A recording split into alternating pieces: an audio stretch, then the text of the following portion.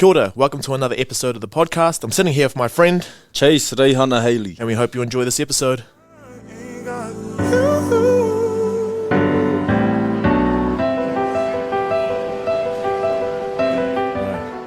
Honoured to have you in, man. Thank you, brother. I'm really looking forward to a chat with you. You know, I was telling you before that there have been quite a few people from different circles who have told me, you know, you're someone that I need to get in and have a chat just because, you know, you're someone who's very reflective on your journey. But you've also, you know, you've got hands in multiple different pots and there's probably something about your character that drives you to actually be someone who can do all those different things. So yeah, no, really looking forward to having a good chat with you, man. So what have you been up to recently? Like what's front of mind in terms of, you know, your aspirations for anything right now? So yeah, my aspirations currently, a lot of my time goes into Ōtepoti Boxing Club, which is a boxing club that I started a couple of years ago. And yeah, I was just spending my time training my boys. I've got a couple of boys fighting next week on the Canterbury Champs. Awesome. Really looking forward to that. They're looking sharp, strong, and can't wait to get up there and that's cool, man. Yeah, so because like it's one thing to be an athlete, but then it's another thing to run the business, but then also train other people. We'll get to your journey of fighting soon, but you know you're training other people now, and you're seeing them. You know, you're seeing the different parts of them, their strengths, their weaknesses, and trying to build them to be as strong as they can be, like mentally and physically. For you, what's your approach? Like when you're trying to get them to become the best that they can be, like do you see yourself like what's the role that you see? Kind of yourself playing in that. So I've got to find a balance from being a friend and being a coach. Because my approach to being a coach is I've got to get these boys ready for war more or less, and I want them to go into these fights prepared as possible. So I'm hard on them, and I push them to their limits every day. But then when it's time to turn off that coach role, then I can click into being a friend with them as well. So I really enjoy my role as a coach. That's awesome. It really drives me and motivates me when I see good results. And these boys, and not even just the fighters that I work with, but everyone that I work with in general, it just motivates me.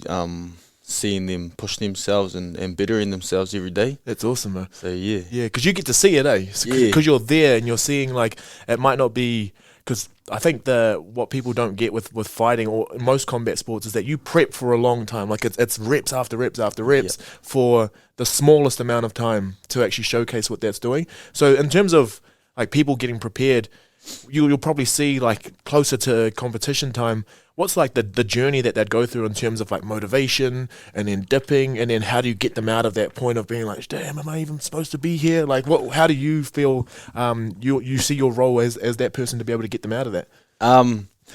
Just being honest with them, being straight up. If they're not pulling their heads in, then I gotta sort of get them back on the right track, But there's so much highs and lows in the training that we do every day. So it's really hard to keep those motivation levels up. Because we train early in the mornings, Monday to Friday, 5:30 a.m.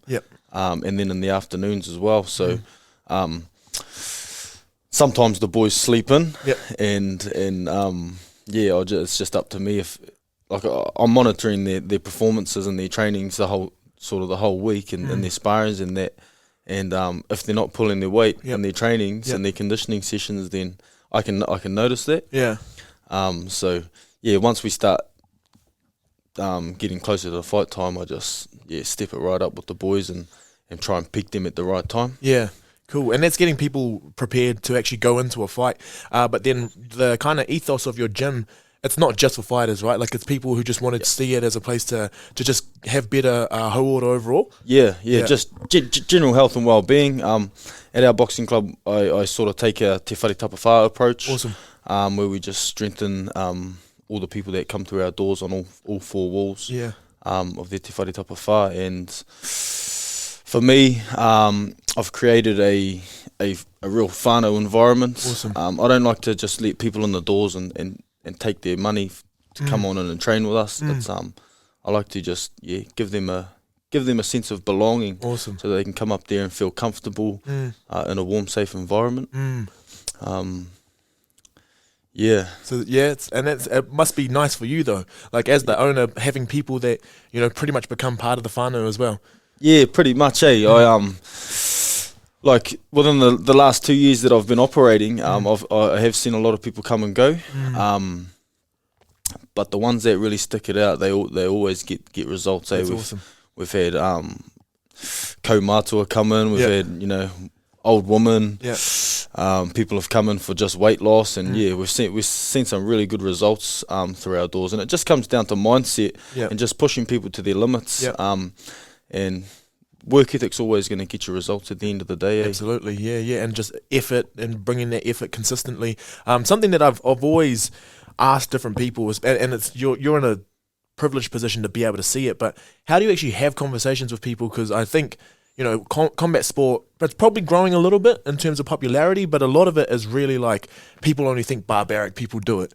So how do you have that conversation with people where they're just like, why would I want to do that for my? So like, because you probably had to have that conversation a few times. Oh mate, 100%. So my whole journey, since being a fighter, I've sort of dealt with that.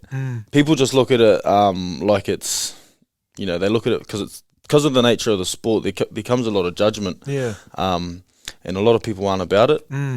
But if we take away the fighting aspect of it and look at the benefits that it can give from a general health and well-being perspective, there's so many benefits that any combat sports can offer. You can learn how to look after yourself in this day and age when there's all these things going on in our world.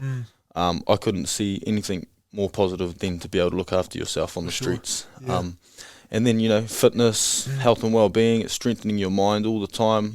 You learn about yourself, and I just think that it's any martial arts is a great platform to better yourself, and I couldn't recommend it any higher to anyone. Yeah, that's awesome. And I think the discipline aspect is definitely a huge thing, because now you can get anything, like pretty much everything's convenient. You can just order something, go on your phone, get it, and then it'll come to you right away. But the discipline that you have to learn to because we just think that because you're fighting, you must be angry people and you must be angry all the time. But when I talk to people who like that's their mode of sport, they're actually the most like chill people ever until they have to go on and switch on. So like being able to switch between the two. So I think that's something that people miss out too. Yeah, 100%. And that's you're right there. So the way that I approach that is, we've got tūmātauinga, God of War, and we've got rongomatāne, God of Peace. If we can learn how to navigate our lives by using both of those atua, then we'll find benefits in what it is that we're doing. So I think boxing's a great, just any martial arts is a great platform to be able to go out there and learn how to navigate your life, your ways through those two atua. Because when I'm stepping into a ring, I want to be at peace while I'm at war. That's an awesome analogy, and I think it's the beauty in hearing you speak about this sort of stuff is that it's reconnecting us back to everything that was part of, especially as Māori and te ao Māori as well. But you're bringing it into your practice, because then that shows that it's not just for a particular type of people, like it's for pretty much anyone. So that's awesome. And has it been something that's always been part of your journey, or has it been something that's kind of come in a bit more recently, or? No, it hasn't been, to be honest. But I've always, I went on a massive journey learning about who I am when I was a young fellow. I had my my nan and koko. That's where my Māori side come from. But they were in New Zealand, where we come from a colonised sort of background, and they didn't really teach me my whakapapa in that. So I feel like it's my duty that they've left treasures for me to go and figure out, and pieces of my puzzle to go and unlock. So I had to go up to learn all about where they came from, because without them I wouldn't be who I am. So I've went away and learned about my whakapapa. I've learned about my just connecting, using my atua to help strengthen me and empower me to approach my journeys with all the mana that I can. Fantastic. And was there an event in your life that made you feel like that was something you had to go and do, or was that just like you had this calling within you that made you want to go take that journey? Yeah, brother. Yeah, I was with a beautiful wahine for 10 years. Yeah. And then me and her separated, Yeah. and it was a time in my life where I needed to go and heal. Yeah. So I went away and I learnt about who I was, and I've been up to my I come from Ngāpuhi. Yep. Te Rarawa. So I went up to my whenua up there, stood on my land up there, swam in my awa and my moana. And yeah, I learnt about who I was, and I done the same thing on my my nan's side, Wanganui, Te Ati Haunui a Paparangi. And yeah, it really empowered me to go on my Māoritanga journey, and I'm currently still on that journey. It's a big journey for sure. When you go and learn about who you are in the te ao Māori world. But yeah, every day I wake up and try and better my reo. Yep. And yeah, I'm empowered, man. That's awesome.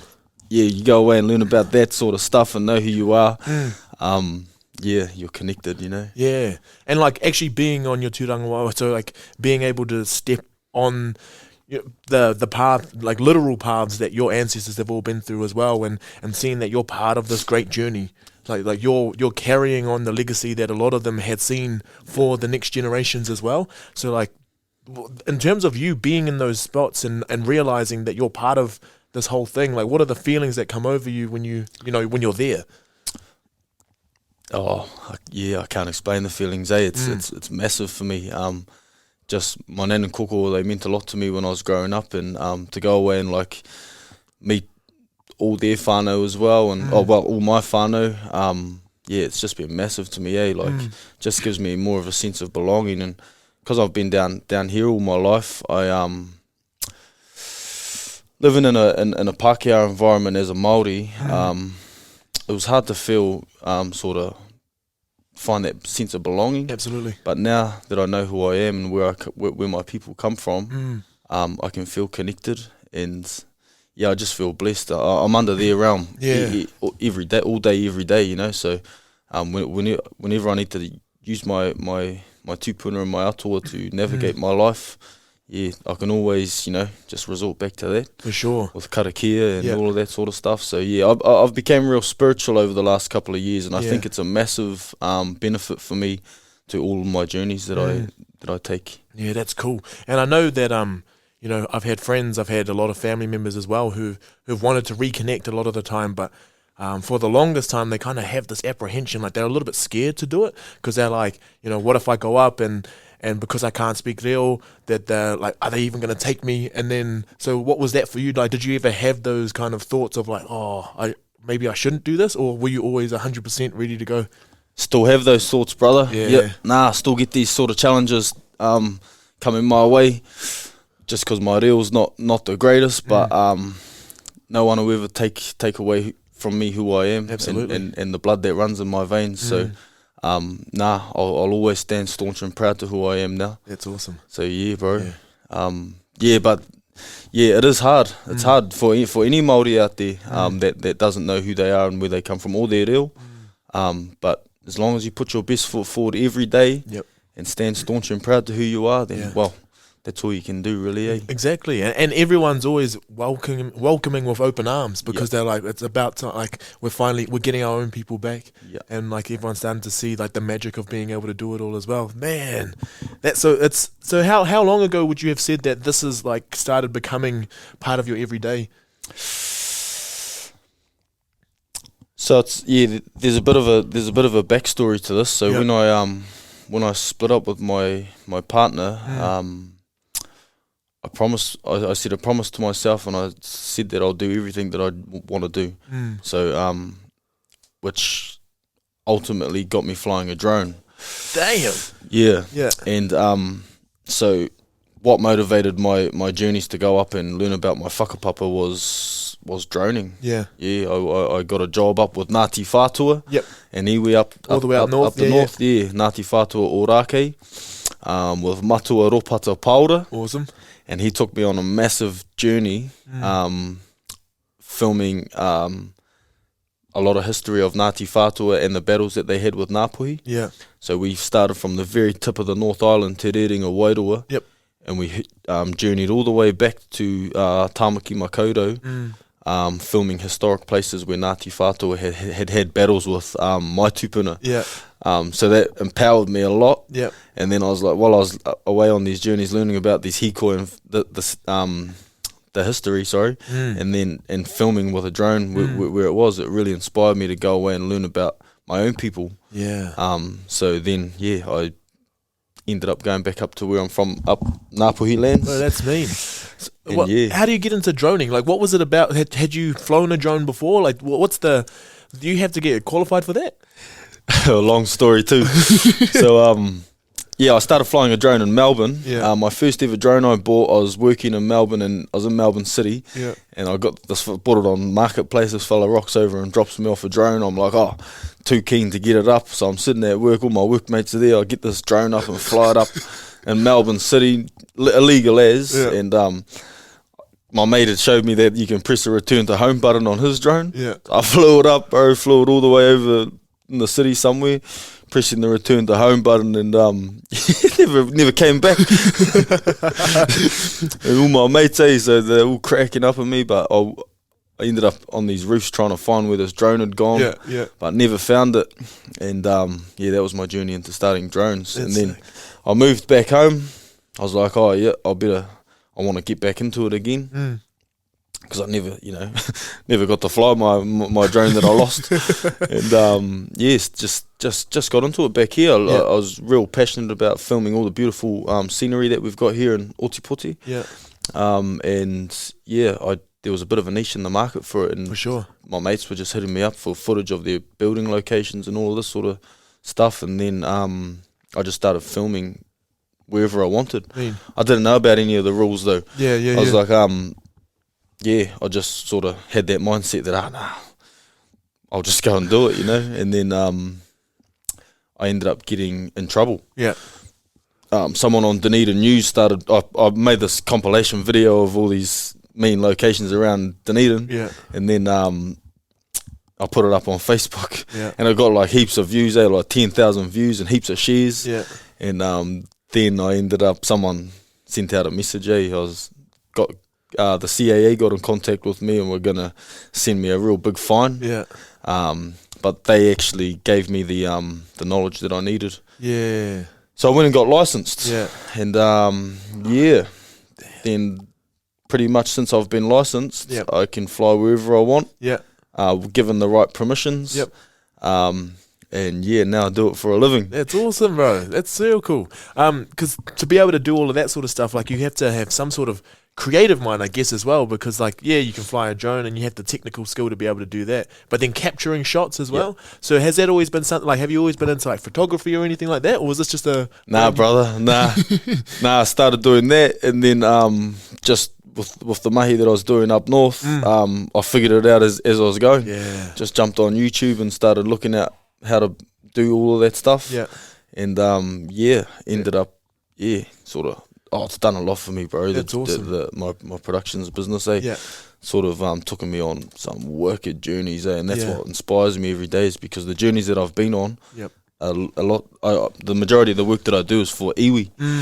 So I got to be good with my Māori tongue, for sure. And I'm still not there yet. Yeah. But I just got to try and make sure that I'm upskilling every day. For sure, man. Sometimes you just have to put your hand up and be willing to, be wrong sometimes, but learn. As long as you're you're willing to learn in that, then there's no wasted opportunity there. For some of the work that you're doing and you're collecting that footage, what does it usually go towards? Are you going towards mapping different historical stuff, or are you actually making documentaries or helping with some of that? What's been most of your work that you've done? So I get a wide range of sort of stuff coming through. I do a lot of work for businesses and promotional content for businesses. But I sort of do documentary style filmmaking as well. Yep. Some of the jobs that I've been doing lately has been for Ngaitahu. Yep. Telling some of their stories about the whakapapa around our city. Cool. Because they want to let that out. Oh, bro, the things that are happening within Dunedin, and the growth that it's having is going to be massive in the future. So I sort of got into the industry at a really good time, and some of the history that people don't even know about our city, and with Ngaitahu is massive, and I get to hear it through the work that I do. A lot of my work hasn't been released yet. I sort of go and create their vision, and then I give it to them, and it's up to them what they want to do with it. Fantastic. So yeah, I look forward to seeing the stories being told, because there's some really cool stories out there. Yeah. And that's the powerful stuff. The stuff where it's being told by the lens of the people who are telling it, rather than, there's other people taking a story, making it sound good for what they want to do, but this is actually being told from the people themselves. And it's probably cool that you're like working with different iwi, not necessarily just your own iwi, because then you can start to see like, oh well, we all are the same people. But we all had different struggles through it. We all had different triumphs, and you get to be part of it. 100%. It's awesome, I really enjoy my mahi with that. In that regards, but that's how it sort of connected me back to all of that. It's just through droning and all that. So I've been on a bit of a journey, Yeah. So having to do all that, and it's interesting, how it's usually like some sort of hurt and knowing that there needs to be a healing stage, or like you go through your grieving, you go through your healing, and that healing looks so different for everyone. But for you, it sounds like it was a really like powerful and spiritual journey as well. Yeah. It's been massive, my spiritual journey. So I feel blessed every day. I enjoy it though. It's a good spot to be in, and like, so I honestly assumed we were just going to be talking about combat the whole time, but like when you were starting off a couple of years ago, you're thinking, okay, I want to be this sort of athlete. Did you ever consider that one day you would be like in the production side of things? Nah, never, bro. Never, honestly, I even look at it these days. I'm like, how the heck did I get into doing this? Yeah, because I'm self-taught. I just learned it all off YouTube, and just being a tutu, Yeah, of course. Grab a drone and fly it, and it did. It wasn't through the lessons that I've learned through doing that. It's for me personally, and I'll give this advice to anyone. It's just don't be afraid to break the rules a little bit, because you're going to learn in the long run, and you always, end up getting better from it. So that's it. Yeah, it's just like that. You do it, and then you get a message that says, "Hey, look, you can't do that." And then now for next time, like, oh yeah, sweet, okay, I won't do that next time. But you wouldn't have found out unless you had gone and done it anyway. We used to call that's like going into the realm of Maui. Like that, he's just everyone would call him a trickster, but actually what he was just someone who pushed boundaries all the time. And then he'd learn a lesson, and then he'd go off, and he'd never get caught again, because he'd learned everything from just being mischief, being tutu. Really, that's it. 100%. Yeah. Oh, awesome! So that's another one that you can bring into this. But yeah, just to get into combat sport, because what we were saying before, 15 years. So you're like at what most people would say expert realm. Like once you're getting into that 10 years or double digits of anything, you're usually at a place where like your top couple percentage, wherever you'll be. So how did that actually start? So how old were you when you did start, and what was the motivation behind getting into it? So I was at Otago Boys, and I was about 14. I think I was playing for the under 15 Blues, and then we'd turn up to school every day with boxing gloves, and we'd organise matchups during the day, and we'd all go down to the skate park afterwards and scrap each other. Right. And then my form was quite naughty, and we just really enjoyed fighting, and so I ended up finding a mate of mine who was boxing at school too, doing all that, and we ended up going out to boxing in Moscow at Olympic Boxing Gym, where I met my first three coaches, Tony Maitland, Brian Usher, and Andy Gillies. And then, when I first went out there, man, that was when my journey started. I sort of fell in love straight away, and I was about the game, and I actually started to get fit for rugby, and then I just lost love for rugby. I was like, all right, I'm going to give up rugby. I'm going to give boxing everything. So I started training. Probably about 6 months. I got heaps of hidings in the gym. And then, they booked me in to fight my first fight in the South Island Golden Gloves in 2008. And then I went there and I won the fight by knockout in the first round. Sheesh. And then that was the start of my journey. And bro, been a massive journey since then. I was pretty much in love with the game. But I've had a lot of highs and lows in the sport. Yep. But that was the start of my journey. That's how I got into boxing, and then I went on to have quite a few fights. I had 25 fights as an amateur. Yeah. And then when I was 18, like you said about Maui before, I was still a bit of a mischief tutu fella. Yeah. And got into a bit of trouble, and I ended up getting banned to fight in New Zealand for 3 years. So I decided to move to Australia. I went on home detention for 6 months. Yeah.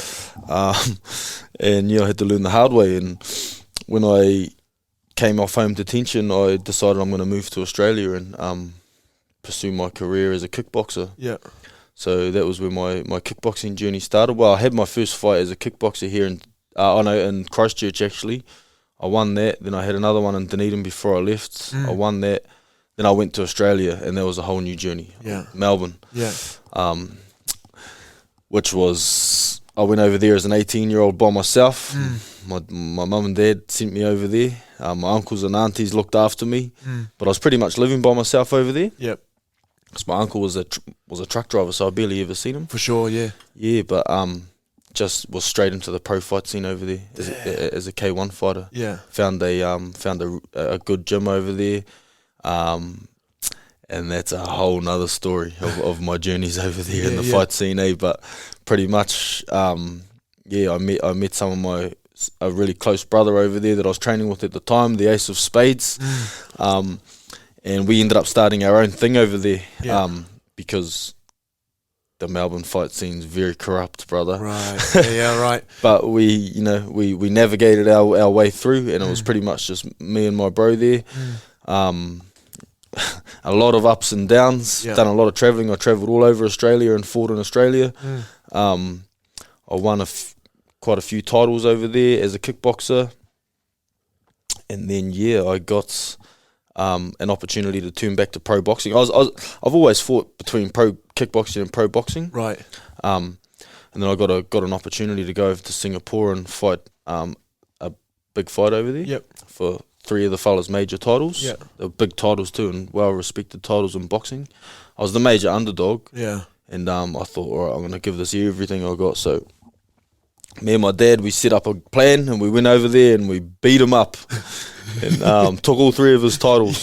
Yeah. And that opened up a lot of opportunities, which ultimately moved me back to New Zealand. Yeah. 8 years after being in Melbourne. Damn. Then I moved back to New Zealand, and that was 3 years ago. Yeah. Right. Came home. Sheesh. So, when you're going through all of that, you have these fights, and by the sounds of things, a lot of it was, you're definitely very, very good at what you did, but you probably had, the mentality of someone who wanted to do well. You probably had, I'm not losing. That was the mentality that you took into everything. But when you do win, how did you stay hungry to make sure that you kept putting in the work to keep winning? Because I know some people, they get a taste of a win, they love the feeling, but they feel like they're there. So, how did you keep pushing yourself? What was it about yourself that you find that it's nah, I've won, but that's still not good enough, and then you have to keep going? Well, I found out all these years later, brother, that I got tupuna watching over me. Yeah. But I didn't realise back then, and I was a little bit lost, but mana. Yeah. It's mana. It comes down to mana, eh? And I had so much belief in myself, and I still do. I wake up every day, and it's the mindset that being and that's why I preach the fight game or any martial arts to anyone out there, because the mindset that boxing and kickboxing has given me is to wake up every single day and giving it absolutely everything. No matter what's going to knock me down that day, I'm getting up and I'm coming forward harder and faster than ever. Yeah. And just for so many years, I've just always carried that mindset that no matter what, I'm not being beaten out there. Even when I get beaten, I'm still getting up and carrying the same mindset, because I ain't getting beaten. That's true, You're not beaten, and you're not beaten even if you do technically lose, but you're not beaten if your mentality says that I'm coming back to be better every time. Yeah, pretty much. Yeah, so that's awesome. I just got to carry that, Yeah. Yeah. And like all these years later, I've got a lot of different things happening now, but I carry that same mindset into everything that I do. Yeah. And that's what I teach to all of my students and all the boys that I coach and girls. That whatever it is you're doing, you got to give it all the mana that you got. Yeah. There's no point in doing it otherwise. For sure. And I think the one thing maybe that separates combat sports from most other things is like, you go out in a team sport or you're at your job, you can kind of hide from whether you've done a good job or not. Like you can tack things together to make it look like you're not as bad. But once you're out there, it's literally everyone's watching you and what you've put into this, and that's what's going to dictate, that's going to show how much did you actually put into this, how much did you want it, because you can't hide. 100%. You can't hide behind no one in there. And so just for you, like in terms of focusing on yourself as a competitor, but you also have got a business, or you've got a couple things going on, what are you hoping to do? Are you hoping to continue this fighting for yourself, or are you going to kind of concentrate your efforts into building other fighters? Both. Yeah. Nah, I'm not done in the game yet. Yeah. I always says that I want to be out of the game by the time I'm 30. Okay. I want to live a good life afterwards. I don't want to be beaten up and all of that sort of stuff. So I want to be fit, healthy by the time I give up. But I've always said that I'll leave by the time I'm 30. I'm 29 now. Okay. 30's next year. Yeah. And then this year I've decided it's 35. Okay. Yeah, sweet. That's it doesn't matter as long as you're. I guess it's it doesn't have to be a number. It could be how you're feeling as well. So you must be feeling pretty primed at the moment. Yeah. I'm in the best stage of my life, I believe. Yeah. I've gone through my youth stages. I've got a lot of experience, and right here in this point in time in my life, I feel like I'm the strongest and fittest I've ever been. That's awesome. So if I give it another 5 years, and like for many years coming up as a youngster, I just wanted to be the best in the world, I just wanted to be the absolute greatest, and I had nothing other than winning a world title in my path. Right. And I won a K1 world title, and I'm pretty happy with what I've achieved in the sport. So I'm not out there to go to the top of the top of the top now, I just want to be in my home country, fighting against the top fighters in this country, representing who I am. That's awesome, bro. Yeah, and I think once you get that and you still have your purpose with everything that you're doing, like you can still have that drive to be able to do well and everything. No, that's pretty remarkable, really, because but then also you look at the people, like most people fighting, they're hitting their primes around 32, 33 anyway. So you've got like another 3 or so years to like even prime up a little bit more. Yeah, 100%. Plus you got the experience of like 15 years now of knowing how to fight, like all of that behind you. So now you can put that in with some like extra conditioning that you have now. Yeah. You probably are in your prime. Yeah. Oh, no, I feel it. Yeah. I feel it. And what's in terms of the fighting, like, is there a discipline that you want to go into? Like, you want to just focus solely on boxing, or you want to go back to kickboxing? I just had three tasks in a couple of things I want to achieve before I get out of the game. I want to win a New Zealand boxing title. Yep. I want to win a New Zealand MMA title. Yeah. And I want to win King in the Ring. Yeah, cool. Yeah, so until I go out and have a good nudge at them, I'm still very well focused in this industry. That's awesome, man. And in terms of MMA, like when did that? Is it with the popularity, or is it just kind of a natural progression from the other things that you've been a part of? I've just always dreamed of having my MMA debut in my hometown. Yeah, man. Yeah, nice. And I was gearing up for it, but unfortunately I suffered from an injury. Yeah. That was in April this year. Yeah. So I couldn't undergo it. Yeah. Then. Yeah. But I'll be back. So and you're just rehabbing yourself and just making sure that you're just being smart with it. Yeah, pretty much. Yeah. That's awesome, bro. Just self rehabbing and seeing good physio and yeah. Yeah. And then so the other stuff that now we're talking. You're doing all of that, and then you got to put on top that you've got a business, like you're running the boxing gym, you're coaching there, and that is something else. And you said that you moved back like 3 years ago, and you said you've been going 2 years for the boxing gym, and that was prime time of lockdowns and everything like that.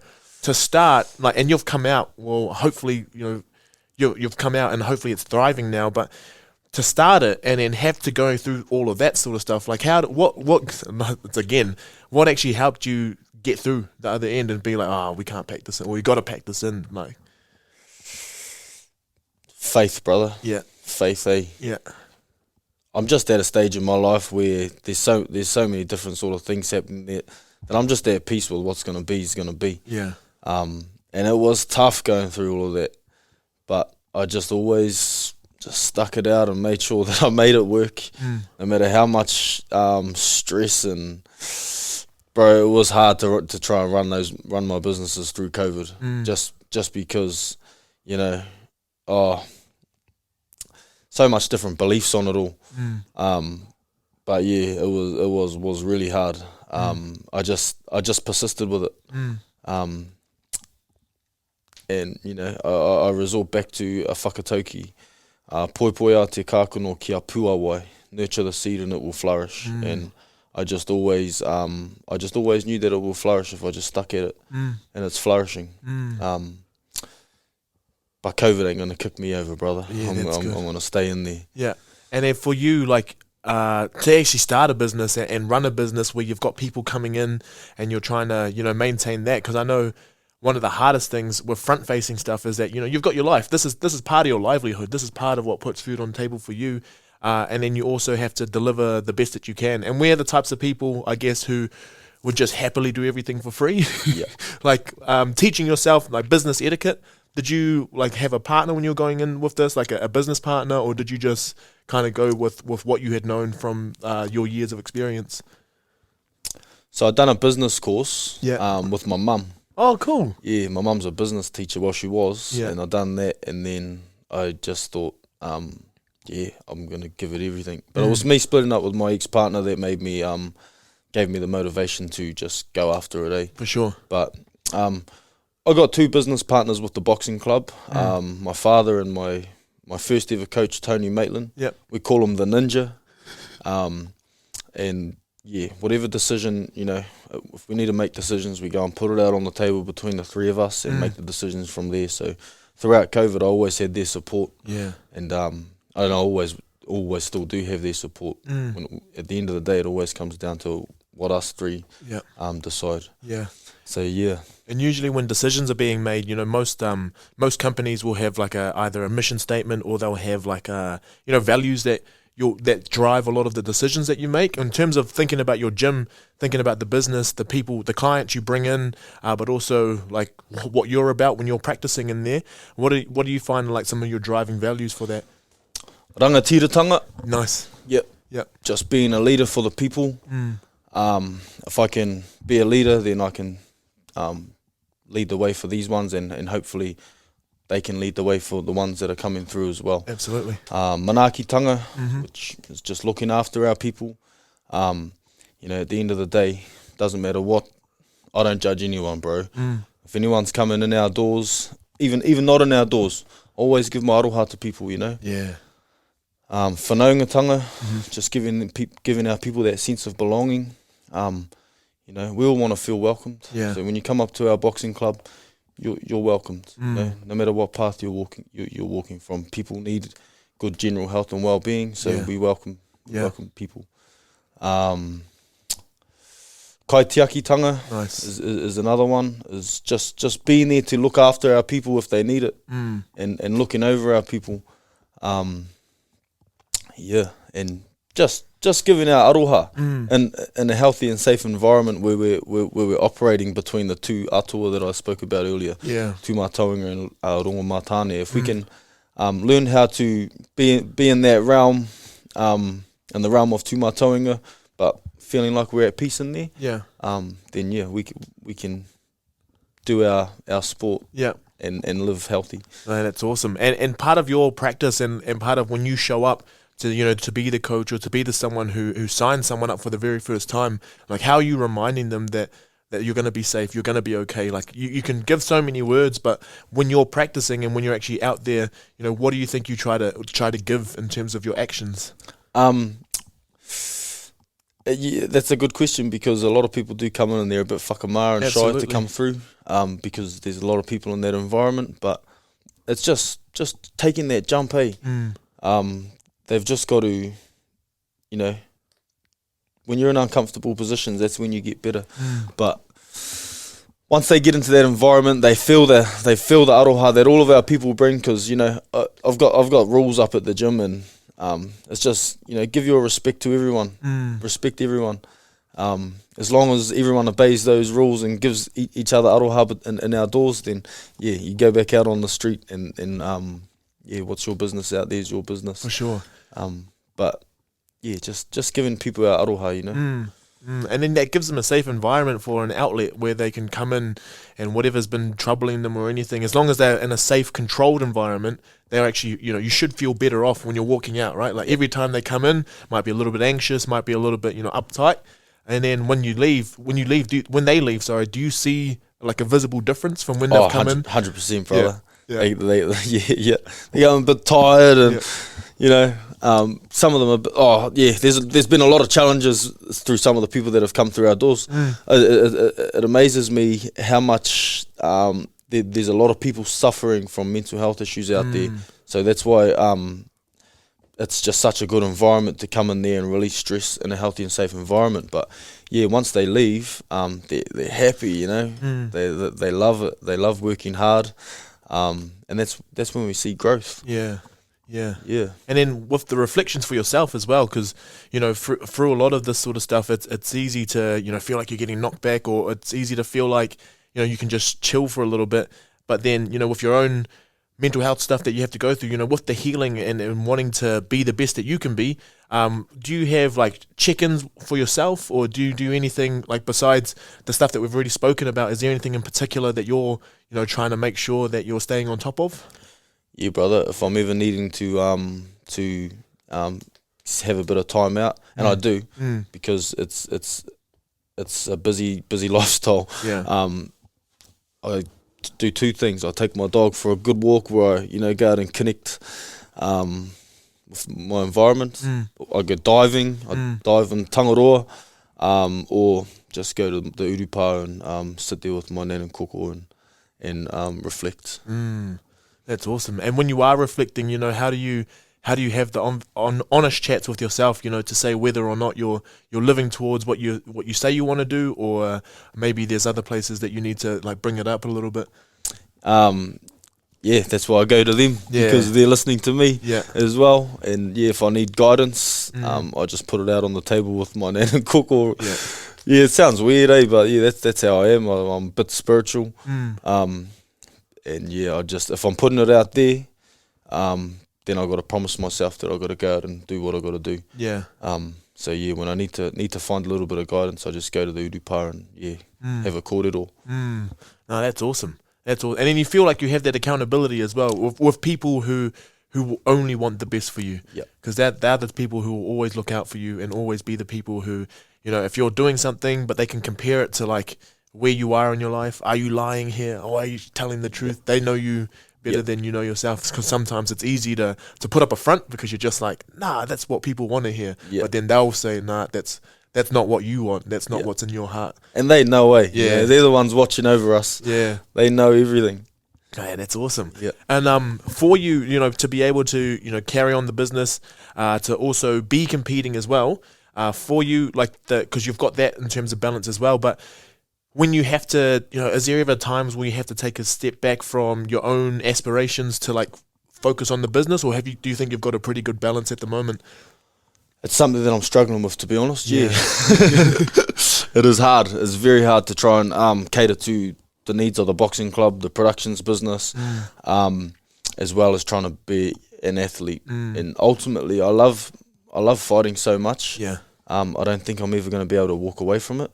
But unless you're at the big end of the fight game, like, you know, in the UFC or quite high up in boxing, there's not a lot of money to be made in the lower scale. So I got to just make sure that I'm working hard so I can provide for myself, my family, and still just doing what I love. Because I've made it work for my life. I've always worked.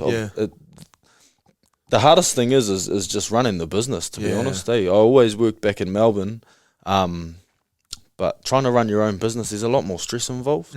So, no, I'm still trying.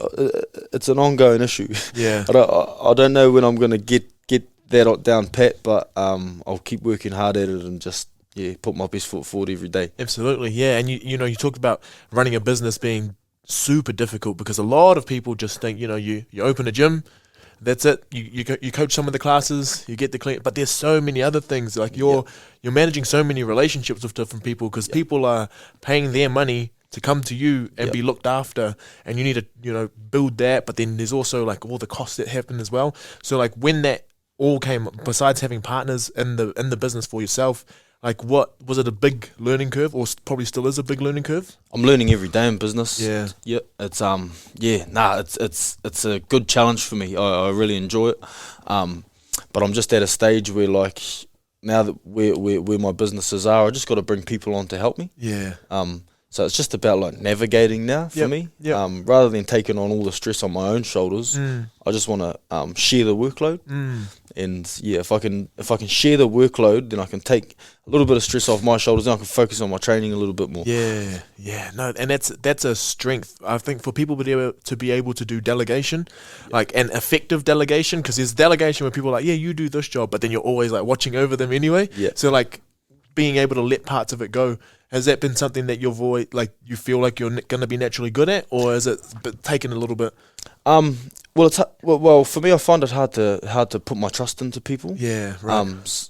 Well, you know, I have to build a relationship with them first to be able to delegate those jobs to them. Yeah. You know, like, I'm trying to find an admin at the moment. For example, I'm trying to find an admin, but in order to find someone that wants to be my admin, they got to know all my stuff and everything, and all my financials, and know all the details of it all. So it is quite hard to just hand it over to people. Yeah. But I have to do it because I can't continue to take on so much, because my businesses are at the stage now where they're flourishing. Yeah. And I've got to delegate it to others to help me. Yeah, and because then that comes back and it actually feeds back into your business, because, you know, you can actually do the stuff that you're really, really good at. Like all the other stuff that like just stresses you out too much, if there's someone else who probably loves that job, and then if you find that person, then you can focus on the stuff that, you know, you love, that makes you feel like, you know, I'm doing the good work here. Yeah, 100%. And you know, if I can, you're definitely right, and that's it. I don't want to focus on some of the things I hate. I want to be doing all the things I love. So it is a journey, but just navigating my way through it. Yeah, no, that's awesome, man. And you know, talking about flourishing businesses, I think it's probably testament to the fact that you've got that, you know, that drive in you, and that same drive that you carry pretty much across all the different realms of your life. And I think, like, I'm looking forward to seeing how that journey progresses, and, you know, what more you learn about yourself, and like those different realms. And that's going to be unreal. Looking forward to it. It's awesome. Yeah. And the one other thing that when you were just talking, like, and then I did this, then I won this, then I won this, like, how do you stay so humble through it? Oh, brother, because I know what it's like to lose it all. Yeah. You know, I was in a position when I was young. I learned a very valuable lesson when I got boxing taken away from me. I was about to go away to the Youth Commonwealth Games, and then one mistake, I lost everything. Yeah. So I know what it's like to lose everything, and just got to stay humble, because I'll stay humble on the outside, but deep down I'm strong and full of mana on the inside, you know. Of course, yeah. I just don't sort of put it out there. And so just another thing, and I know you don't have to talk about it if you don't want, but, you know, having that sort of thing happen, and then, you know, being this guy who's into combat sport, you know, kind of look like you have a hard exterior and all that sort of stuff. You know, how has that kind of been with trying to build, you know, business relationships and all that sort of stuff? Like when you're starting, you know, to meet other people where, you know, that's the sort of stuff that they'd know about you, or even just being someone in combat sport, you know, because there's always one, like on the exterior, there's one perception of what combat sports are. So for you, you know, having to go through and people maybe not taking you seriously, or thinking that you're only like just this rough nut sort of guy. Yeah. It's a big one, brother, for me, it's something that, it's been a hard one for a long time. But as brutal as it sounds, I just got to not care what anyone has to think about me. Yeah, bro, that's the one. You know, I love the people that love me, and if there's anyone out there that's got anything else to say, and yeah, I just block it out. Yeah, good. I'm not too phased. So I know what I'm about, and I know the waka that I'm on. I know that I'm a good man, and I know that I do good things for the people. Yep. If people don't see that, then that's on them. Yeah. No, I think that's a really good way to put it, because you know, if they're worrying that much, then it's just like, well, I think that says more about you than it does anything about me.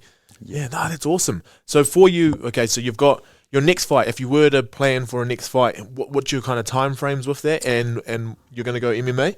I don't think I'll end up fighting MMA this year. I won't speak about my injury, but just because I don't want to let people know. Yeah. But I'm probably going to be aiming to get it back into boxing for the rest of this year, hopefully. Yep. Just so I can navigate my way around this injury. And then I'll be looking at going back to having my MMA debut next year. Yep. And then, so just one more before we get into our final question, but when you're going into fight camp, you're getting in there, like, is it something that always excites you, or is it always something that you're just like, shit, here we go again, and you just have to put the foot down? I enjoy going into fight camp because, you know, sometimes I go away and focus on things like in life, like business or whatever it is that I've got going on at the time.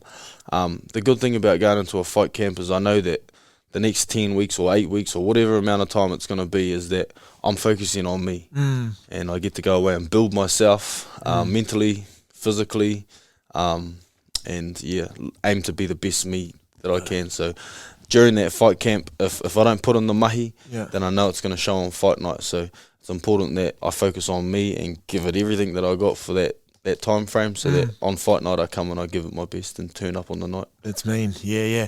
And then just another question off the side. When you're going out, what have been your favourite walkouts that you've ever done? And what was the song playing, and what was the vibe that you had as you were walking out to the ring? So my last fight, I fought back in Dunedin. It was my first home fight for probably 5 years or so. It was the first time that I came back and I connected to my tupuna and my atua. I had all my boys there, my old school boys. I walked out to them pumping a gangster haka. But it was the first time that I've ever been able to find a different mindset, just being connected to my Māoritanga, like to, you know, where I come from. And it was after I'd done my journeys up north. But I approached it differently this time, and I just honestly, brother, I can't explain it, but I went into a realm where I'd been trying to get to this place for ages within myself, and I went into a realm where I didn't feel like I was in the physical world. I felt like I was just me, my atua, my tupuna, and I was under the realm of tūmatoinga while I was using rongo mātāne to be at peace, you know. And I went out there, and if you ever see the fight, I marked a spot on the wall, and that spot up there was the spot that was the eyes of my people that are looking down on me. And when I won the fight by knockout, I knocked my boy out. There was no emotion. I was straight up there. I was looking straight up at them, just letting them know that, I'm down here. And I'm being the best me that I can be. So, it was an emotional time for me, but, there was that walkout. Oh, that's awesome. That's really cool. And I think just hearing you talk about that, you know, your reflections and going through that journey, I'd say everything on this side of your journey and actually going through it is probably going to be way more rich because you know your purpose now. And that's how I feel. That's why it just be so like emotion filled, but also you just feel like everything is because you're meant to be doing it and you're doing it for the right reasons now.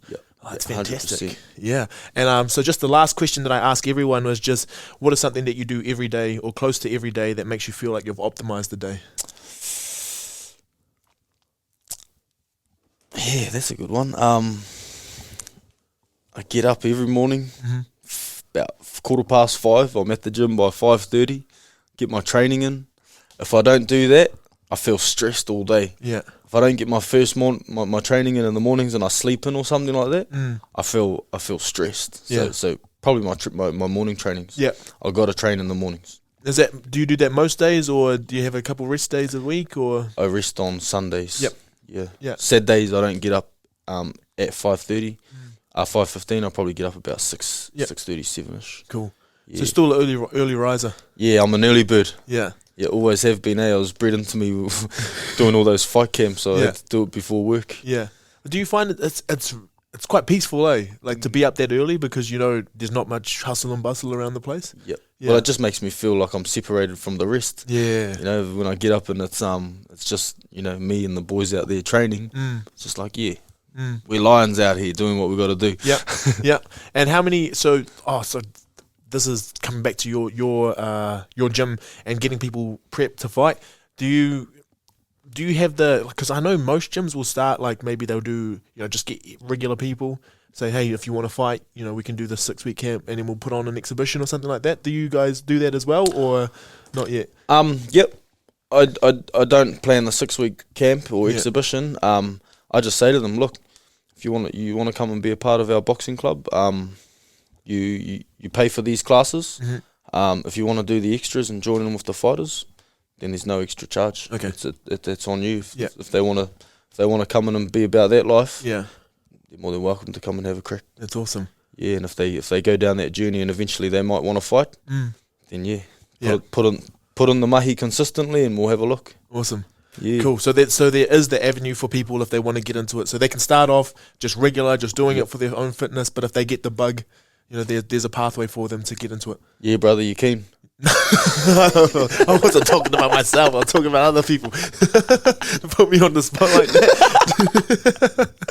Man, nice. No, that'll be unreal. I probably should come down, check it out sometime, just see what and then just try pump some more content out so that we can make sure that your stuff's getting out there, bro. Yeah, brother. So more than welcome. I feel like this story is amazing, and we only touched on a few things, but there's just I can feel it when you're speaking. I can feel that you have I didn't know you before, but I can feel that there has been a huge transition in yourself, and you can feel the peace, and you can feel like the determination or the intention behind what you're doing. So it's been an honor having you on, brother.